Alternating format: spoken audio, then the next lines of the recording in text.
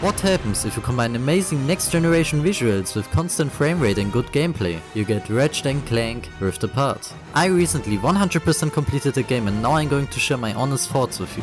This is the next generation of gaming. This is Ratchet and Clank Rift Apart.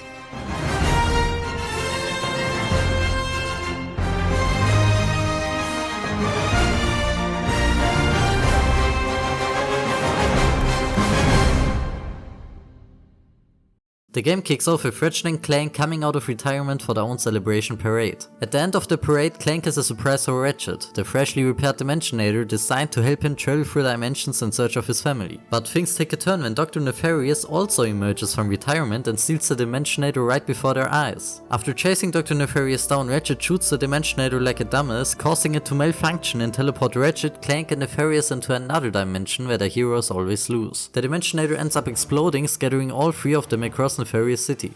Alright, so first of all, why does Ratchet shoot the Dimensionator? He already has experience with the device and knows exactly what kind of damage it can do if used wrongly or if it's going to break a scene in tools of destruction. On a positive note, the parade itself is used perfectly as a tutorial and a refresher to the previous Ratchet and Clank games, which to me is a genius move. That way, Ratchet and Clank veterans aren't gonna get bored while doing the tutorials thanks to the nostalgia and familiar characters like Captain Quark, Skid McMarx and Rusty Pete. At the same time, new players can catch up to the story and characters while learning the main mechanics in the first level. After all three of them get separated, Clank basically gets kidnapped by another Lombax named Rivet, a resistance fighter trying to beat Emperor Nefarious who obviously never loses in this dimension. Meanwhile, Ratchet spots them flying to Sargasso and has to hijack a ship to follow them. On his way he meets the Phantom, who is Skid McMarx in this dimension and gains the power to Phantom Dash. Ratchet also gets to meet Glitch, an antivirus capable of hacking into any computer. Glitch manages to gain access to the Nefarious terminal and Ratchet gives Nefarious that good old knockout hook. After Ratchet KO'd Nefarious like Mike Tyson in his prime, he manages to hijack a ship and leave the planet chasing after Ratchet and Clank.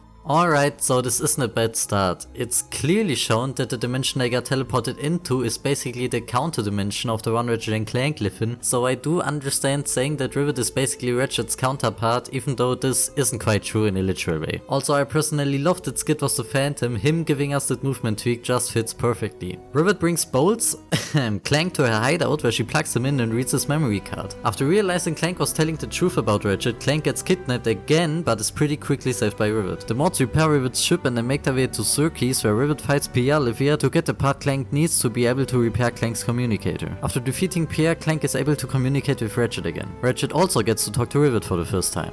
So to me personally, the fact that Rivet saved Clank definitely confirms their curiosity for Ratchet and the Dimensionator itself. I think that Rivet probably wants to visit the other Lombaxes too after all. And it's fair to believe that Rivet is way more eager to get to know the other Lombaxes than Ratchet is, knowing the potential damage and consequences of using the Dimensionator carelessly. Another great little easter egg in my opinion is Clank now having a communicator built in, since as we know in Tools of Destruction, up until a crack in time they also got separated and didn't have any way to communicate. Also, based on the conversation between Ratchet and Rivet, you can clearly make out that Rivet is way more nervous than Ratchet is, since Ratchet met another Lombax before.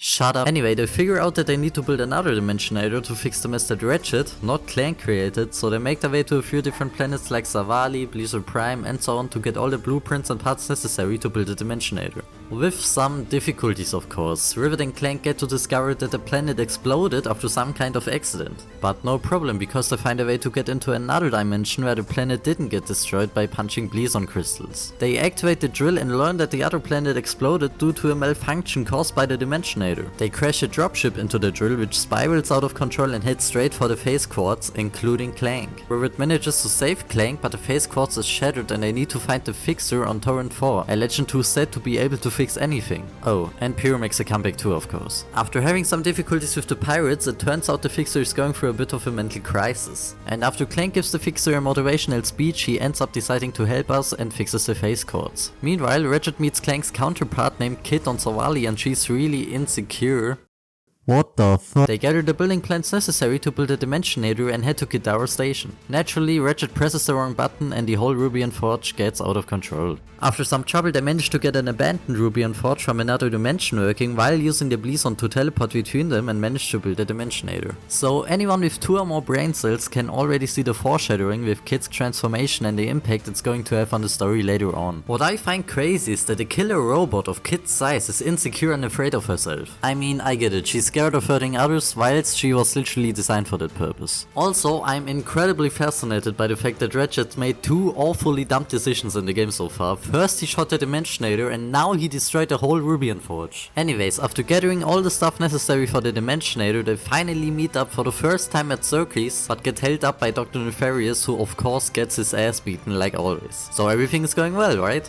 Enter Emperor Nefarious, the ultimate villain who never seems to lose. He takes the Dimensionator and rifts himself to Sargasso to destroy Rivet's home planet. Rivet makes her way to Sargasso to save her home, while Ratchet and Clank make their way to Adolis to save the last rebel on Emperor Nefarious' list, Captain Quantum, before it's too late.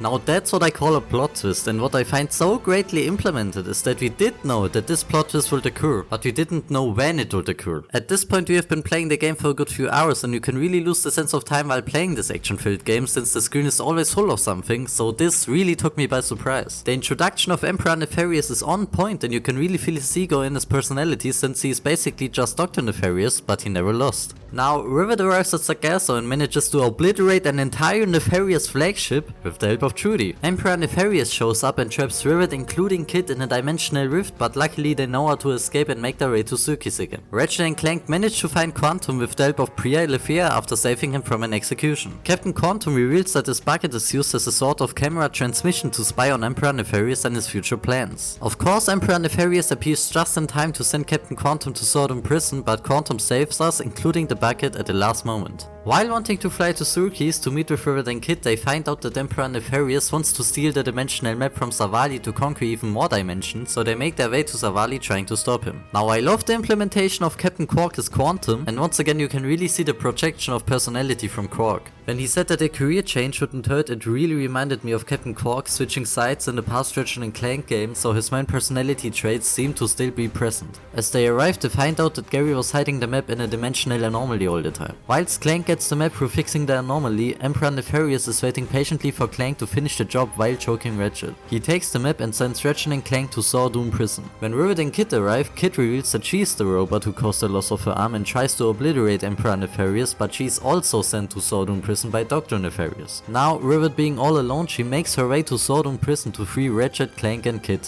Now I really like the animation of Rivet as she finds out that Kid is the reason she lost her arm. You can really kind of see the pain and sadness with a bit of betrayal on her face. What I do not understand though is the fact that Emperor Nefarious literally did not send Rivet to Sawdoom Prison even though she was right there. And it wouldn't even have been a problem since we find out that while trying to rescue Ratchet, Clank and Kid that she has escaped before, which could have been an amazing escape mission. But I do understand that it would have been hard to somehow implement the conversation between Rivet and Kid, so I do kind of understand why they made that decision, even though it could have been more realistic the other way around. Rivet arrives at Sawdoom, gets some flashbacks, unsurprisingly manages to save them, and then has the following conversation with Kid. I am broken. I will always be broken. Fine. Go hide. We have a universe to save. Universes, whatever. I don't need a partner anyway.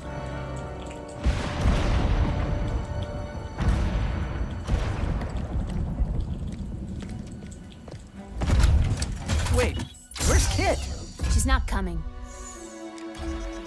But...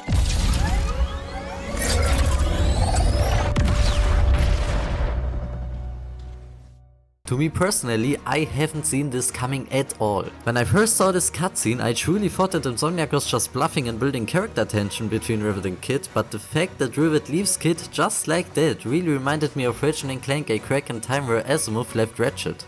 I'm sorry. We need to stop Nefarious before he makes the same mistake we almost did. So, you coming, General? General?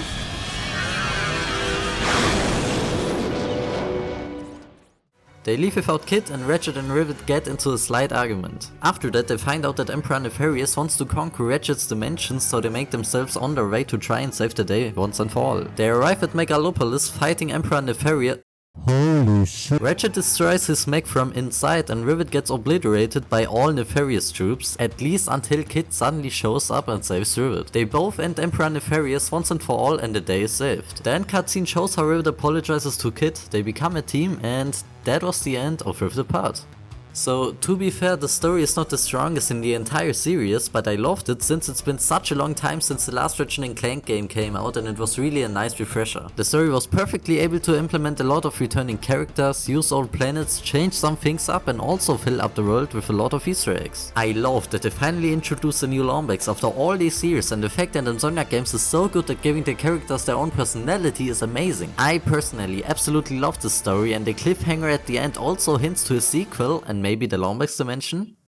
Please, Insomniac. So let's talk about the gameplay and weapons for a bit here, and holy, Ratchet and Clank Rift Apart did such a great job with that. Due to the power of the PlayStation 5, there are no loading screens at all, and they even implemented cutscenes between different planets, which allows for the smoothest transition of cutscene and gameplay that I personally have ever seen. Due to the PS5's awesome SSD card, Rift Apart fully uses this advantage to shift between different worlds as seen in the beginning, where they get thrown around the worlds. I absolutely love the fact that they also implemented this as actual interactable gameplay, as seen on the planet Blizzard Prime or Kidara Station. The weapons are also insanely good, featuring old classics such as newcomers. Insomniac Games also took advantage of the new DualSense controller, which has incredible vibration, and its new adaptive trigger really marks the spot with being able to control how much ammo you shoot at once, for example. The most that I have noticed that feature was on the Executor, the default blaster, and the Drill Hound. With the Executor, you are able to shoot once when half pressing the trigger, and you are able to shoot twice when fully pressing it. Or with the default blaster, when pressed half, you shoot one single bullet, and when pressed fully, the weapon switches to full auto, allowing you to hold the trigger as seen in other Ratchet and Clank games. The Drill Hound, on the other hand, lets you automatically set your target if pressed slightly, and when pressed fully, you shoot your aim target.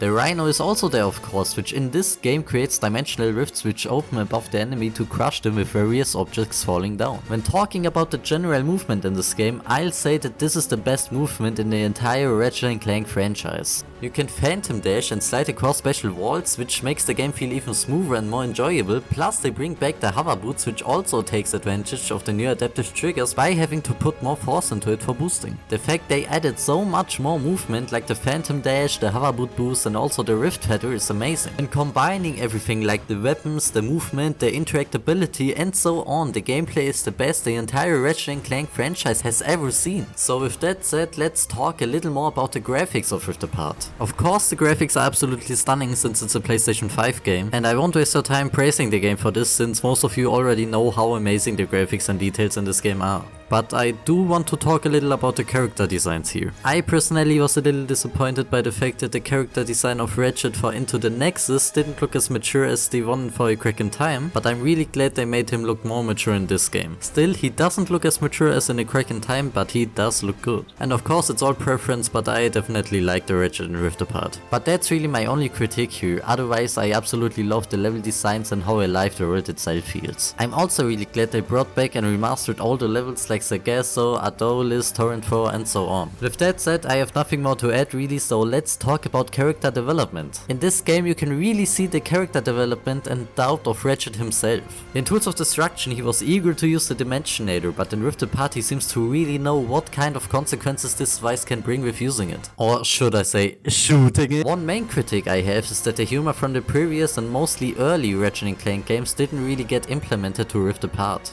When I was competing, I would devour courses like that for breakfast. Bet that's not all.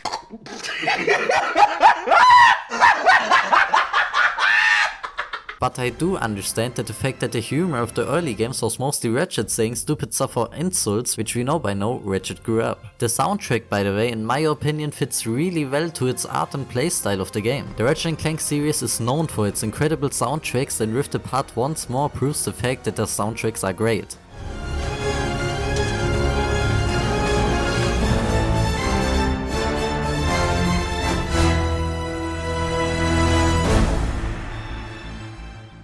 Performance-wise, the game itself performed really well on my PC. I got a RTX 3060 graphics card including a Ryzen 7 5700X 8-core CPU with 32GB of RAM and a 2TB SSD. On the PlayStation 5 you can decide between Fidelity mode for 30fps and nice graphics, Performance RT mode for 60fps with ray tracing, or Performance in general without ray tracing, which also handles 60fps. When talking about replayability, there is a challenge mode after you beat the game which grants you access to an even higher difficulty. You can buy Omega weapons for more bolts, which allows you to upgrade your weapons up to level 10, and you have an insane bolt multiplier. And trust me, you'll need it because the Omega weapons are expensive. I personally had an absolute blast with this game and got it at Instant Gaming for about 30 bucks, which is really not much compared to the main price of 60 to 80 bucks. So my conclusion for Rift Apart is that this game is a really rare piece in terms of gaming and the Ratchet and Clank franchise in general. And if you have the chance to play it for yourself, you should definitely go for it. This is the next generation Ratchet game and I can't wait for the sequel. There are so many future possibilities in terms of story and I'm really excited what Insomniac Games comes up with. If you enjoyed this review, leave a like, comment and subscribe to not miss out on any future videos. This was Behind the Code. See ya. How would you two feel about making a pit stop on the way? Where are we headed? I think you know.